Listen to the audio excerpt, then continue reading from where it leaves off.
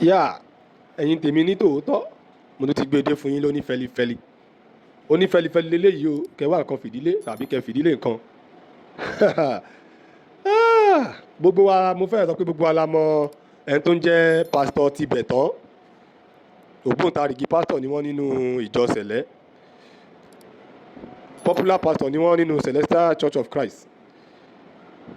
Pásítọ̀ Tibetan ti jáde o, wọ́n jáde wọ́n wá tú àwọn àṣírí kàǹkà kan tó wà nínú Bíbélì tó jẹ́ pé mo fẹ́ lè sọ pé púpọ̀ nínú wa ni ò mọ àwọn àṣírí ni ò tí ì gbọ́ àwọn àṣírí yìí rí. Pásítọ̀ Tibetan jáde wọ́n wá tú àwọn àṣírí yìí wọ́n wá tú fáyé. Nígbà tẹ́mi gan gbọ́ àwọn àṣírí yìí ó gbẹnu tán mo wá ní kí n wá mú wá fún ẹ̀yin olólùfẹ́ tiwa náà kẹ́yìn náà ká lè fi kọ́gbọ́n ká tún kọ́ ọgbọ́n mọ́ ọgbọ́n. Pásítọ̀ Tibetan ò tún dúró níbẹ̀ o, ó tún sọ̀rọ̀ lórí ọ̀rọ̀ pásítọ̀ Solomoni. Gbogbo àná la mọ̀ pásítọ̀ Solomoni Àgbáyé, gbogbo wa la mọ̀ pásítọ̀ Solomoni. Òdu ni pásítọ̀ Solomoni, kì í ṣe àìmọ̀fólókù. Ọba Solomoni Àgbáyé 1 ni wọ́n lórí social media. Pásítọ̀ Tibetan sọ̀rọ̀ lórí àwọn ọ̀rọ̀ kan, lórí àwọn àṣírí kan tí ọba Solomoni tú nínú Bíbélì àti nínú Kùránì. Gẹ́gẹ́ bẹ́ ṣe mọ̀ pé Pásítọ̀ Tibetan tó bá ti rí nǹkan tí ó ṣẹlẹ̀ lórí social media tó bá jẹ mọ́ nǹkan tí wọ́n lè fèsì sí, Pásítọ̀ Tibetan máa jáde láti wá fèsì. Ìdá kan wá counter nǹkan yẹn pé irọ́ ni o àbí òótọ́ ni. So eléyìí tó wá sọ̀rọ̀ léyìí, àwọn àṣírí tó wá tú yìí ó gbẹnu tán. Ẹ má jẹ́ n gbà yín lákòókò, ẹ má yẹ kí n dá yín ní agara. Ẹ má jẹ́ n gbà yín lákòókò, ẹ má jẹ́ n dá yín ní agara. Ẹ jẹ́ ká wọnú ètò lọ. Tèmi ni tiyín ní tòótọ́, tó bá jẹ́ àkọ́kọ́ tiyín rèé tẹ́yìn máa bá wa pàdé lórí ìkànnì Da Expression TV. Ẹ má gbàgbé láti bá wa buwọ́ lu subscribe button, kẹ́dẹ̀ bá wa share àwọn ètò wa, ẹ bá wa share lógúnlógún, ẹ bá wa share lọ́gbọ̀nlọ́gbọ̀n. Kíní kékeré tó dàbí agogo yẹn lẹ́gbẹ̀ẹ́ subscribe button yẹn ẹ bá wa fọwọ́ lù. Òun ló máa ta yín lólobó ní gbogbo ìgbà tí a bá ti fi fídíò sí orí ìkànnì yìí. Ẹ má jẹ́ n gbà wá lákòókò, gẹ́gẹ́ bí mo ṣe sọ, ẹ ká wọnú ètò lọ, ẹ ká lọ gbọ́rọ̀ lẹ́nu Pásítọ̀ Tibetan. Ó yá ẹ nìṣó níbẹ̀. Ọba Solomon tó pé téèyàn bá ti ṣọ́ọ̀ṣì bíi tọ́ba Solomon wà, ṣọ́ọ̀ṣì tó gbàgbàkúgbà ni. Zion ni o. Bẹ́ẹ̀ ni wọ́n gbàgbàkúgbà. Wọ́n máa kó ní sùn, máa diṣọ́ mọ́ra bíi ìgúnnukó. Ibẹ̀ náà bí wá sí omi òbu o. Zion náà bí mi sí o. Torí mi bá dùgbò yín lọ́hùn ni. Ẹnà ọ̀nà òtẹ̀lẹ̀ nílé wa kò sókè. Ṣé rí nǹkan tèmi ń sọ? Nǹkan tó sọ yẹn, nǹkan tó tẹ̀sí yẹn, right. Ọba Solomon right. Rẹpẹtẹ kò jẹ bí. Báíbù. Òun Adébóyè fi ń gbáyàn lójú. Òun l'Óyèdèpọ̀ fi ń gbáyàn lójú. Òun ni Ọlọ́run 1930 fi ń gbáyàn lójú. Àti tún rí àwọn CAC pastor kan tó ti lò ìyàwó wọn tó ń bá wọn fà kiri sí. Then gbogbo wọ̀nyí náà inú Bíbélì náà ni. Àwọn tó ń jalè l'Àbújá Bíbélì náà ni. Àwọn tó ń jalè l'Áláúsá Bíbélì náà ni sáà. Ẹ jẹ́ kí Bíbélì lọ sí mi lórí ọ̀rọ̀ rẹ ni mo pamọ́ ní àyà mi. Tinú ọkàn yẹn ló lágbára. Tó bá lálàá lóru tó wọ́n gún ẹ lọ́bẹ, ó lè sọ̀kalẹ̀ wá gbé Báíbù o. Then kò rán àwọn kan ló print ẹ. Ẹni tó mú Báíbù wá ṣe náà sún náà gbẹ̀yìngbẹ̀yìn wọ́n pa. Ẹni tó mú Báíbù wá. Ó wá tó the first Bible tó gbé wá. Bible is from Ethiopia. Wọ́n ti doctor eléyìí. Ó ti tọwọ́ bọ̀. Tipẹ́. Olóòdè ń kà fún wa yìí. Ó ti pẹ́. Ìkan tó kọ́lẹ̀ ni mo rí bọ̀ tí Bíbélì tinú mi ni mo ṣe máa ka.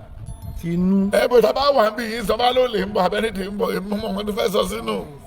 Pẹ̀lú ògo Ọlọ́run. Ọba Solomon ráìtì. Ẹ sà ó fi yé yín pé ilé ìtẹ́fi kí ní ìgbáyàn lójú ti tó. Ẹ padà ọ̀rọ̀ tó sọ Solomon sọ̀rọ̀ gidi, ọba Solomon sọ̀rọ̀ gidi bẹ́ẹ̀ yẹn náà. Pé ẹ jáwọ́ nínú àkùn tí ó yọ. Then when you look at the book of Hebrew 6:1-3, ó ní ẹ lọ tí ẹsẹ̀ lébọ̀ àwọn tó ń gáàdì Jésù yọ àdá jáde níbo náà ti ṣe àdá lókun ládé. And when you look at the book of Luke 22, 45 to the end, then when you look at Luke 23, Luke 24, then Luke 26, ó ṣàlàyé ó ní ọkọ̀ tó yọ jáde tó fi gé tí èèyàn yìí ó ní dá padà síbẹ̀ kò sí ìfì ẹ̀ lọ́wọ́ ẹ̀ lẹ́wọ́n tó wá sọ nísàlẹ̀ pé ẹni tí ò bá ní weapon kó ta àpò tó bá ní kó lọ fi ra weapon. ẹ sà ó lè ka bíbélì kébi má pa ẹ o Solomon yóò rọ́ǹgì o ó lè má ka bíbélì látara ìgbà tó bá débi bá dé nsìn ó ní rántí kan tó kà mọ́ o. màá padà gbélé ni. àti Koran yẹn sà ìwé ni sà o. ṣùgbọ́n ìwòsàn náà pé ẹ sà o. ìfá wòlé kùlù pé ìwòsàn ó ń bẹnu ẹ. ẹ sà ọba má ti àbádíwó gbogbo hospital dẹ̀ ká máa fọ Koran sínú omi kiri ẹ ń lọ fọ sínú ẹ kó ọkọ̀ mọ́ ẹ lè mọ̀mọ́wé. yìí sí tó bá ń tàn wá kò yẹ ká tanra wa before the Bible kí là ń lò. ṣé ọba Solomon á gbé Ògún sórí àdá pé òun fẹ́ mọ̀ bí agbára wà ní Ògúnládé wú láàrin ọjọ́ méje tí Ògún bá jẹ́ Ògún kógun mú un jẹ mọ́tò apáàdì tọ́de. ọba Solomon tó bá sọ bẹ́ẹ̀ ẹ sàtẹ́nì kan ó sọ fún pé kó ṣe rú ẹ̀. àbáyélála. àtàyélála àbí lẹ́ràn àbí Ọbàtálá àbí olóúnjẹ lẹ́ràn. àwa tún ní lẹ́ràn ní ọ̀dọ̀ wa a tún ní ayélála lọ́dọ̀ wa. ó dán wò. ó máa pọnmi sí inú. tó bá dán wò. ẹ sà bọ̀dé eléyìí ó lè kó 300 ọrùn kan máa wọ̀ ni.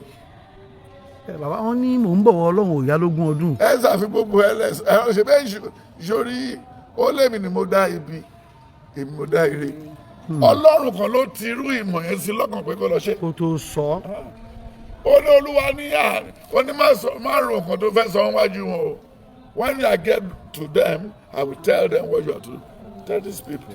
ọ̀rọ̀ Ọlọ́run ló ń sọ iṣẹ́ Ọlọ́run ló ń jẹ́ bàbá ṣé gbogbo ẹ̀ náà ni ọba Solomon fi ráìtì ni.